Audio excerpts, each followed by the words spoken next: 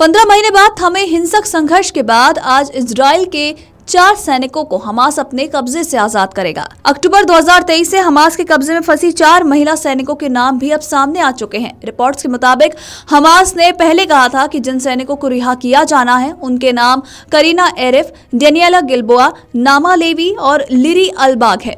Hamas की तरफ से मिली सूचना के बाद इजरायली अधिकारियों ने चारों महिलाओं के परिजनों को बताया कि वो बंधकों को रिहा कराने की योजना पर गंभीरता से काम कर रहे हैं। तो वहीं इससे पहले इजरायल के साथ युद्ध विराम समझौता बीते 19 जनवरी को 3 घंटे की देरी से लागू हुआ था।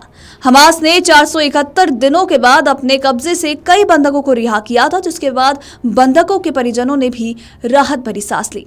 हमास ने गाजा युद्ध विराम समझौते के तहत शनिवार को रिहा किए जाने वाले 4 इजरायली बंधकों के नामों की घोषणा की। आपको बता दें, अबू उबैदा ने कहा कि करीना एरिफ, डेनियला गिल्बोआ, नामा लेवी और लिरी अरबाग मुक्त होने वाले अगले बंधक होंगे। इजरायल द्वारा कैद हिरासत में लिए गए दर्जनों फलस्तीनियों की रिहाई के बदले इन चारों बंधकों को शनिवार को रिहा किया जाना है।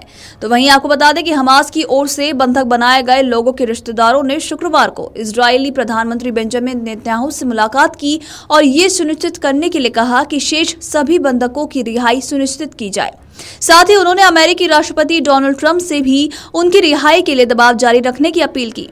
हमास ने अब तक ये जानकारी नहीं दी है कि कितने बंदी अब भी जीवित हैं या फिर मरने वालों के नाम क्या हैं। तो वहीं आपको बता दें कि एलेट समेरानो का बेटा योनातन समेरानो अब भी बंधकों के कब्जे में है।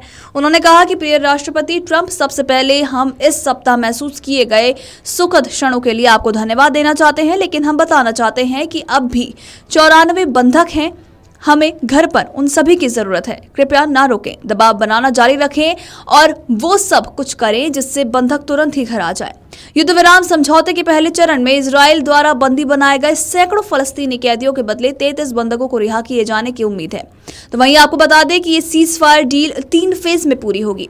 पहले फेज में हमास इजराइल से किडनैप किए गए 33 बंधकों को रिहा करेगा। साथ ही इजरायली सेना गाजा की सीमा से 700 मीटर पीछे लौटेगी। तो वहीं इजराइल के न्याय मंत्रालय ने भी 95 फिलिस्तीनी कैदियों की लिस्ट जारी की है, जिन्हें पहले फेज में रिहा किया जाएगा। इनमें 69 महिलाएं, 16 पुरुष और 10 नाबालिग शामिल हैं। तो वहीं इजराइल 700 से ज्यादा फिलिस्तीनी कैदियों को रिहा करेगा।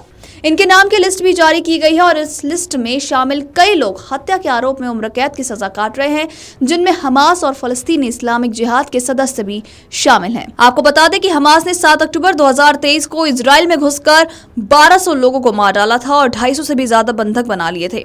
इसके कुछ ही घंटे बाद इजरायली सेना ने भी गाजा पर हमला बोल दिया था। तो वहीं सीज फायर के लिए पिछले कई हफ्तों से कतर की राजधानी दोहा में बातचीत चल रही थी। इसी बातचीत में मिस्र और अमेरिका भी शामिल थे। तो वहीं आपको बता दें कि रिपोर्ट्स के मुताबिक कतर पीएम शेख मोहम्मद ने हमास और इजराइल के प्रतिनिधियों से बुधवार को मुलाकात की, जिसके बाद ये डील पूरी की गई।